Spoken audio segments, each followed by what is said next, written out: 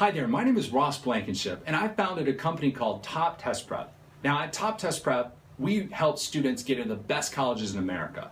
And in fact, I just wrote a book called Admit You that details exactly what you need to know.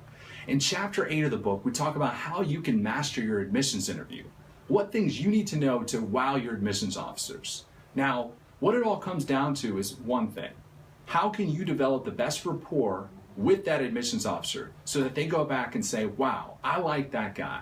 He's somebody that I would love to see on our campus contributing to the environment and the campus life at our school.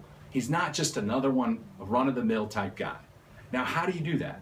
Now, one thing I will say is that not all schools actually do admissions interviews. In fact, their schools that do the interviews are Ivy League schools, as well as schools that have a very strong alumni network in various cities. But if you're lucky enough to get an admissions interview, how do you actually build that rapport? Now, the thing that I like to do, and I mentioned this in the book, is actually, instead of feeling like you need to talk about yourself and I, me every other second, ask great questions.